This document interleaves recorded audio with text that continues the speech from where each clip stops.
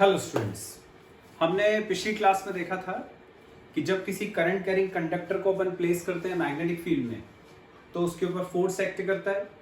उसकी वैल्यू अपन ने देखी थी F equal to ILB sine theta होता है। उसका डायरेक्शन हमने देखा था जो फ्लेमिंग्स लेफ्ट हैंड रूल से था। आज हम देख रहे हैं उसी का यूज। अपन उस जो कंसेप्ट हमने पिछली क्लास में पढ़ा था उसका यूज करते हैं टॉर्क निकालने के लिए। वो टॉर्क जो एक्ट करता है किसी करंट कैरिंग कॉइल या लूप के अंदर जब अपन उसको प्लेस करते हैं इन अ मैग्नेटिक फील्ड। सपोज जैसे ये एक लूप है जिसको हमने मैग्नेटिक फील्ड में प्लेस करा है। मैग्नेटिक फील्ड का डायरेक्शन होता है मैग्नेट के नॉर्थ से साउथ पोल की तरफ। ये मैग्नेटिक फील्ड बी हो गई जो नॉर्थ से साउथ पोल की तरफ एक्ट कर रही है। ये लूप में करंट फ्लो कर रहा है इन द डायरेक्शन ABCD। ऐसे करंट यू ऐसे फ्लो करते हुए आगे जा रहा है। अब अपन ने ये पढ़ा था कि जब अपन किसी कंडक्टर को प्लेस करते हैं मैग्नेटिक फील्ड में तो उसके ऊपर फोर्स एक्ट करता है F equal to ILB sine theta, जिसमें जो थीटा था वो एंगल था between length of the conductor and magnetic field. L और B के बीच का एंगल था। मान लिया अपन ने कि ये जो AB है इसकी लेंथ L है, रेक्टेंगुलर लूप है तो ये भी L रहेगा, ये ब्रेड्थ हो गई, ये भी ब्रेड्थ हो जाएगी।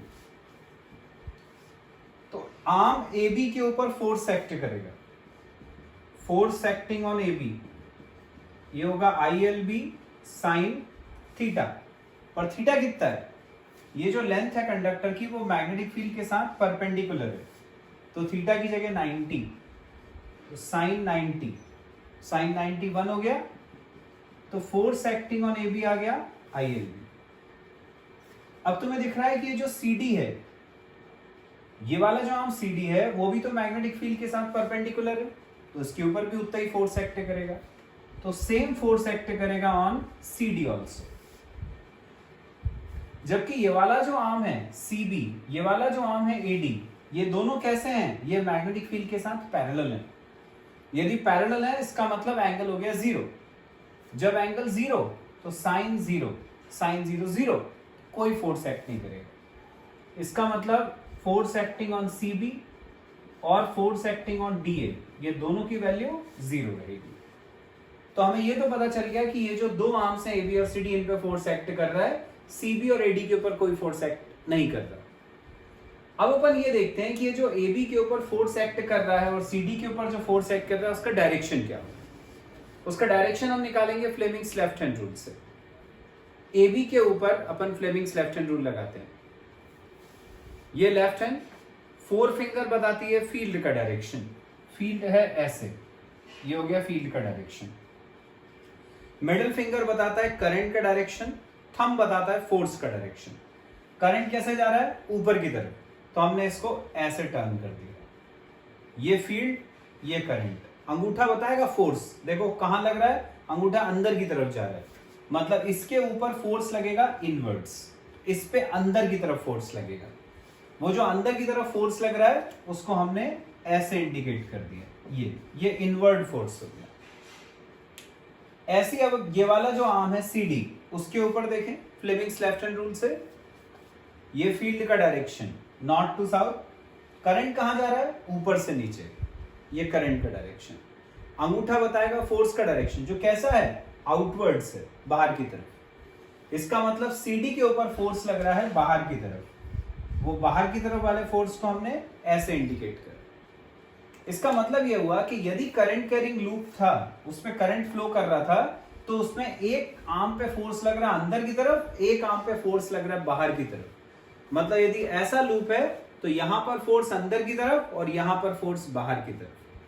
तो ये जो दो फोर्सेस हैं, एक इनवर्ड्स और एक आउटवर्ड्स, ये दोनों फोर्स मिलाकर कपल कहलाता है। कपल मतलब फोर्स का कॉम्बिनेशन, दो फोर्स मिलकर कपल कहलाते हैं।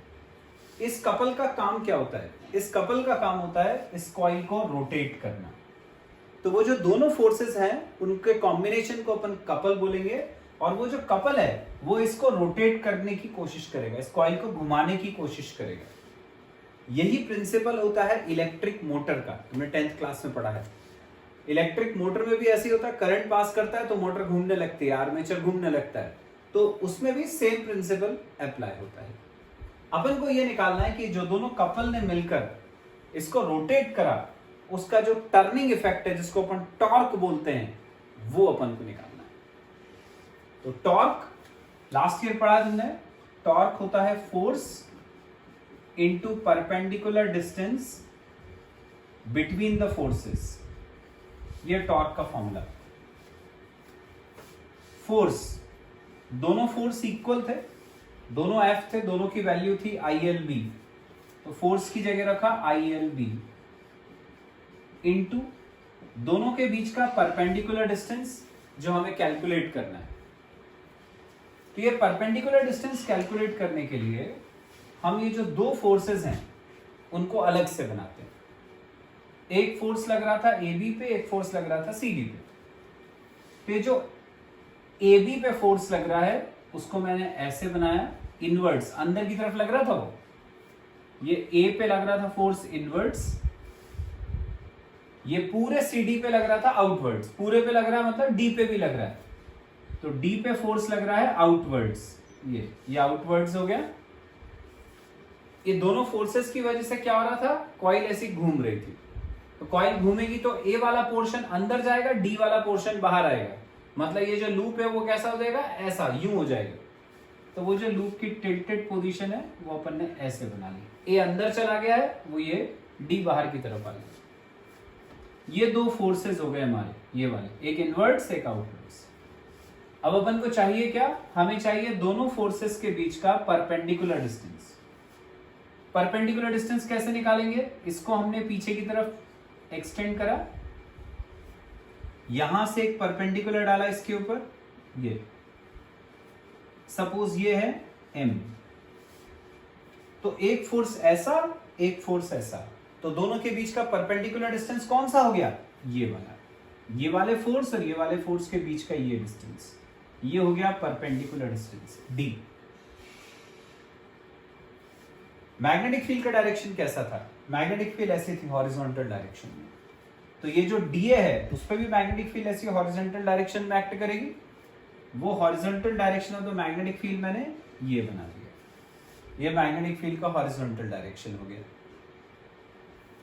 अब अपन ने ये जो करंट कैरिंग लूप है इसके ऊपर एक नॉर्मल बनाया, नॉर्मल मतलब जो इसके ऊपर परपेंडिकुलर होगा ऐसे, वो जो नॉर्मल है वो मैंने ये मान लिया N, नॉर्मल मतलब जो लूप के साथ परपेंडिकुलर है।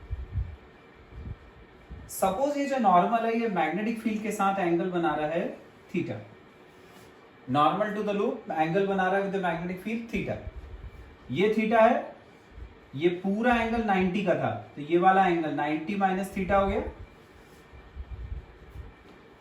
ये 90 है। इस छोटे ट्राइंगल में इसमें एंगल सम प्रॉपर्टी लगाई अपन ने, ट्राइंगल के तीन एंगल का सम 180 डिग्री होता है, ये 90 माइनस थीटा है, ये 90 है, तो ये वाला एंगल थीटा आ गया, तो हमें एंगल ए पता चल गया कि थीटा है एंगल सम प्रॉपर्टी से। अब मैं ले रहा हूं ट्राइंगल ADM, अब हमने लिया ट्राइंगल ADM, अपना पर्पस क्या है, अपन को ये डिस्टेंस D कैलकुलेट करना है। AD देखें कितना है, AD की लेंथ देखें कितनी है, इस फिगर से दिख रहा है तुम्हें, AD जो है वो अपने रेक्टेंगुलर लूप की ब्रेड्थ है, ब्रेड्थ है B, ये तो ये है हमारा B। अब अपन ने ट्राइंगल ADM में D निकालने के लिए लगाया sine theta, sine theta, sign theta होता है परपेंडिकुलर अपॉन हाइपोटेन्यूज। परपेंडिकुलर कौन सी साइड होती है, जो एंगल के सामने वाली होती है, जैसे अपन एंगल थीटा ले रहे हैं तो परपेंडिकुलर उसके सामने वाली साइड हुई D, और हाइपोटेन्यूज 90 डिग्री के सामने वाली साइड B, तो साइन थीटा हो गया D upon B, cross multiply, यहां से D की वैल्यू आ गई B साइन थीटा, ये D निकला है। अब हमें निकालना था टॉर्क, तो टॉर्क था अपना ILB इंटू परपेंडिकुलर डिस्टेंस जो D था, जिसकी वैल्यू आ गई B साइन थीटा, इसको यहां रख देते हैं। तो टॉर्क हो गया ILB इंटू डी, जहां डी की वैल्यू b साइन थीटा है, तो टॉर्क हो गया ILB into b sine theta, ऐसा आ गया। अब हम इसको यूं लिख सकते हैं IB, और ये जो L और B है उसको साथ में रख लिया, L into B sine theta, ऐसे ही। अब L इंटू बी मतलब लेंथ इंटू ब्रेड्थ। अपन को पता है किसी रेक्टेंगल में लेंथ इंटू ब्रेड्थ एरिया होता है, तो इसकी जगह एरिया आ जाएगा, तो टॉर्क हो जाएगा IBA साइन थीटा, ये टॉर्क आ गया। ये तब आया जब ये जो लूप था वो एक ही था, सिंगल लूप था। यदि मान लो एक से ज्यादा लूप्स होते, for n turns, n turns मतलब एक लूप नहीं है, एक लूप उसी के ऊपर एक और, उसी के ऊपर एक और, उसी के ऊपर एक और, ऐसे बहुत सारे लूप एक के ऊपर एक अपन ने बांध दिए, तो n टर्न्स हो गए। तो n टर्न्स के लिए टॉर्क क्या हो जाएगा, सिंगल के लिए IBA साइन थीटा, तो n के लिए NIBA sine theta, NIBA sine theta. तो ये आ गया टॉर्क जो एक्ट करता है n टर्न्स वाले रेक्टेंगुलर लूप के ऊपर जब हम उसको प्लेस करते हैं इन अ मैग्नेटिक फील्ड। एक बहुत इंपॉर्टेंट टॉपिक था, वो अपन ने कर लिया कंप्लीट। तो बच्चों अभी अपन ने देखा कि किसी लूप को या कॉइल को जब अपन मैग्नेटिक फील्ड के अंदर प्लेस करते हैं तो उसके ऊपर एक टॉर्क एक्ट करता है। अब उसी का यूज है वो देखेंगे अपन, बहुत इंपॉर्टेंट है। यह है मूविंग कॉइल गैल्वेनोमीटर। गैल्वेनोमीटर एक ऐसा डिवाइस होता है which is used to detect the presence of current in a circuit, जिससे अपन ये पता करते हैं कि किसी सर्किट में करंट फ्लो कर रहा है या नहीं। गैल्वेनोमीटर में एक निडल होती है। यदि अपन ने गैल्वेनोमीटर को किसी सर्किट में लगा दिया और वो निडल यदि डिफ्लेक्ट हो गई, तो निडल का जो डिफ्लेक्शन है वो इंडिकेट करता है कि सर्किट में करंट फ्लो कर रहा है। निडल यदि स्ट्रेट रहती है मतलब कोई करंट फ्लो नहीं कर रहा है। ठीक है, अब देखते हैं कि गैल्वेनोमीटर कैसे वर्क करता है। तो गैल्वेनोमीटर के अंदर एक ऐसी रेक्टेंगुलर कॉइल होती है, ये नॉर्थ और साउथ पोल्स मैग्नेट के, तो मैग्नेटिक फील्ड का डायरेक्शन नॉर्थ से साउथ पोल की तरफ, ऐसे हो गया। ये जो लूप है वो एक स्प्रिंग से कनेक्टेड होता है। यहां पर ये दो टर्मिनल्स हैं जहां पर अपन सर्किट के वायर कनेक्ट करते हैं।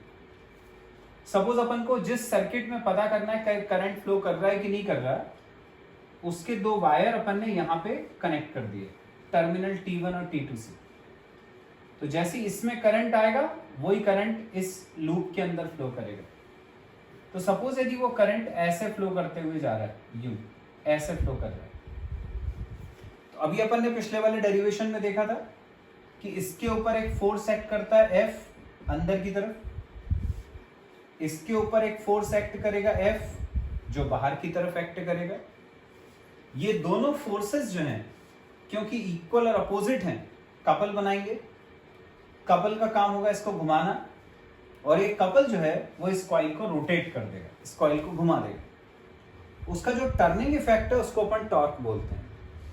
तो वही टॉर्क अपन को यहां पर अभी कैलकुलेट करना है। तो टॉर्क हो गया force into perpendicular distance between the forces. अब वो परपेंडिकुलर डिस्टेंस कैलकुलेट करने के लिए मैं ये वाला आर्म जो AD है वो बना रहा हूं। A पे फोर्स लग रहा है अंदर की तरफ, पूरे AB पे अंदर की तरफ लग रहा है, तो A पे भी अंदर की तरफ लगेगा। तो ये जो साइड D है ये ऐसी चली जाएगी, A अंदर आ जाएगा, D बाहर की तरफ। तो A को हमने अंदर की तरफ बना दिया, D बाहर की तरफ। A पे फोर्स लग रहा था इनवर्ड्स, D पे फोर्स लग रहा था आउटवर्ड्स, बिल्कुल पिछले वाले डेरिवेशन जैसा। मैग्नेटिक फील्ड का डायरेक्शन ये B। AD क्या है, ब्रेड्थ ऑफ द लूप है, ये हो गई breadth of the loop B। पिछली बार अपन ने यहां पर एक नॉर्मल बनाया था, उस नॉर्मल का मैग्नेटिक फील्ड के साथ एंगल अपन ने लिया था थीटा।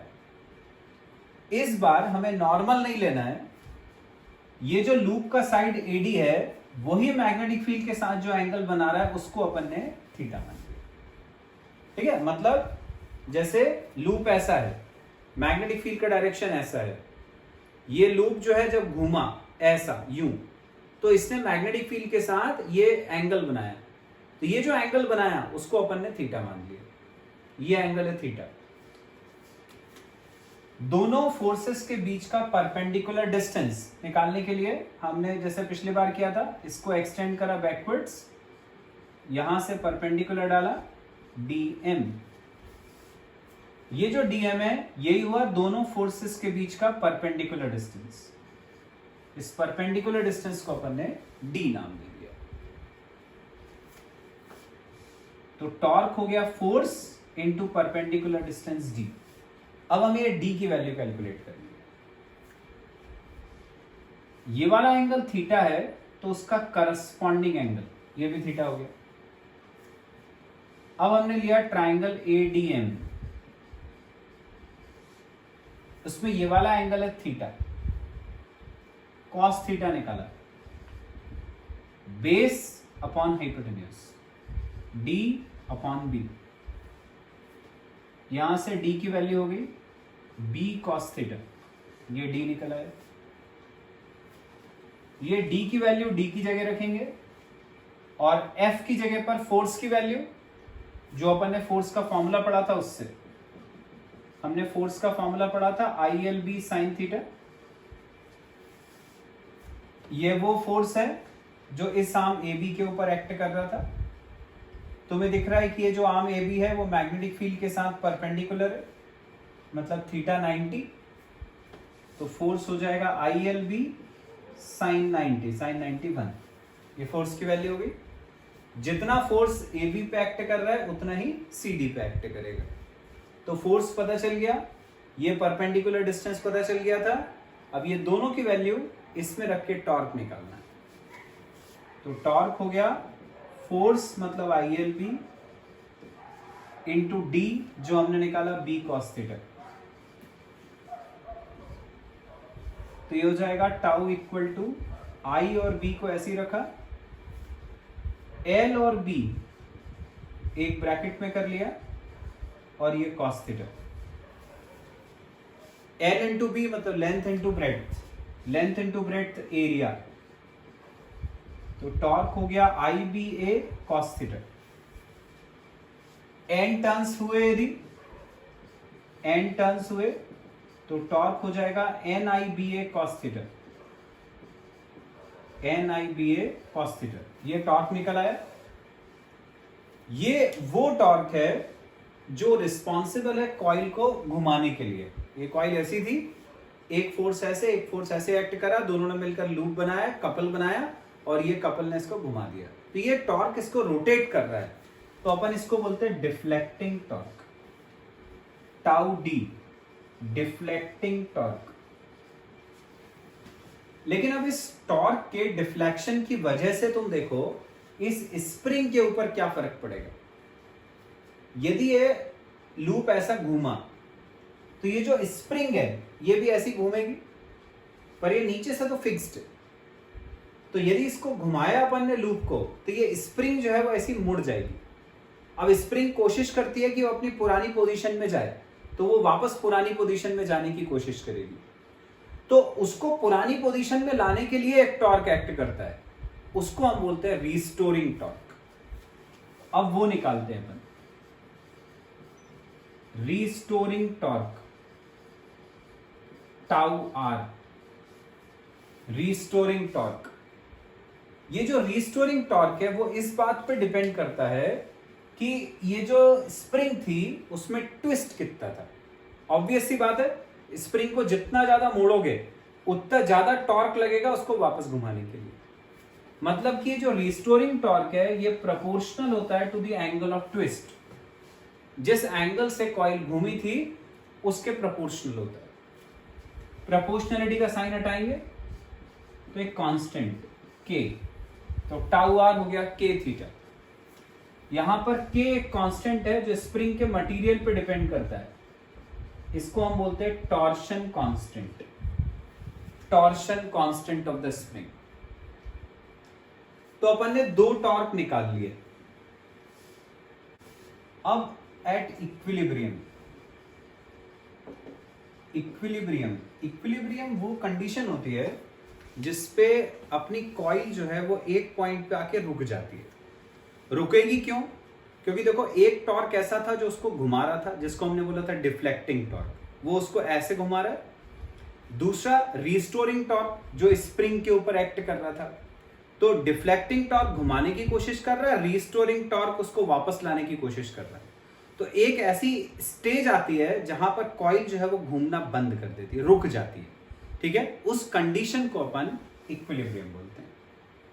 तो इक्विलिब्रियम पे क्या होता है, डिफ्लेक्टिंग टॉर्क और रिस्टोरिंग टॉर्क बराबर हो जाते हैं, इसीलिए कॉइल घूमना बंद कर देती है।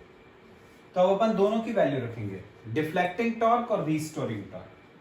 डिफ्लेक्टिंग टॉर्क अपन ने निकाला था NIBA cos थीटा, और रिस्टोरिंग टॉर्क हमने निकाला था K थीटा।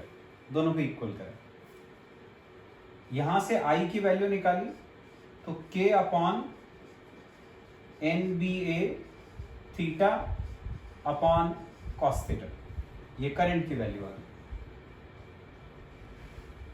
अब छोटे एंगल के लिए फॉर स्मॉल डिफ्लेक्शन, छोटे डिफ्लेक्शंस प्रोड्यूस होते हैं।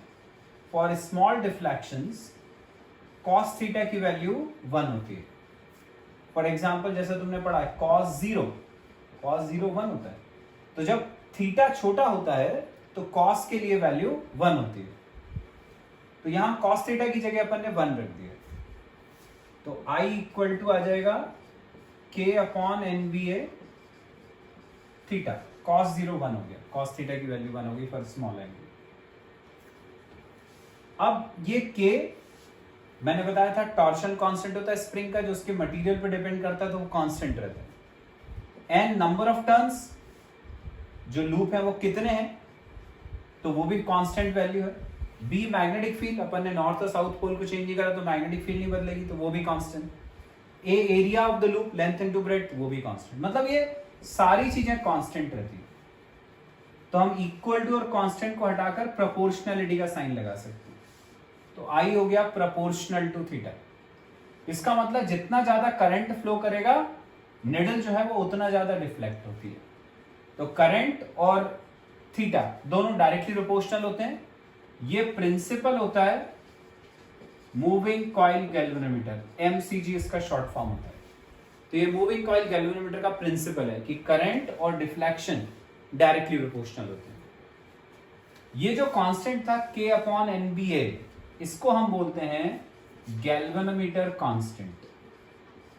K अपॉन NBA जो है ये कहलाता है गैल्वेनोमीटर कांस्टेंट। इसको कैपिटल G से डिनोट करते हैं। तो कैपिटल G हो गया हमारा K अपॉन NBA, ये गैल्वेनोमीटर कांस्टेंट आ गया। अब ये जो अपन ने एक्सप्रेशन निकाला, यदि हम इसमें I को नीचे ले जाएं, theta upon I, cross multiply NBA ऊपर K नीचे, तो ये हो गया NBA अपॉन K। ये जो value I theta upon I, current deflection per unit current, इसको बोलते हैं करंट सेंसिटिविटी। करंट सेंसिटिविटी ये होती है थीटा अपॉन I, जिसकी वैल्यू हमने निकाल ली NBA बाय K। ये करंट सेंसिटिविटी कहलाती है। इसी तरह से एक और टर्म है, इसको हम बोलते हैं वोल्टेज सेंसिटिविटी। ये होती है theta upon V। V voltage है, पर ओम्स लॉ से अपन जानते हैं V होता है I इंटू R। V की जगह रख दिया I इंटू R। अब इसमें से हमें थीटा अपॉन I की वैल्यू तो पता है NBA बाय K, इसको यहां रख देते हैं थीटा अपॉन I की जगह। तो थीटा अपॉन I की जगह रखा हमने NBA अपॉन K, R पहले से ही था। ये बन गया वोल्टेज सेंसिटिविटी का फॉर्मूला। तो ये हमने करंट सेंसिटिविटी देख ली, वोल्टेज सेंसिटिविटी देख ली। तो बच्चों ये अपन ने एक बहुत इंपॉर्टेंट टॉपिक था जो आज कंप्लीट कर लिया, मूविंग कॉइल गैल्वेनोमीटर। हमेशा इसके ऊपर बेस्ड क्वेश्चन आते हैं एग्जाम में।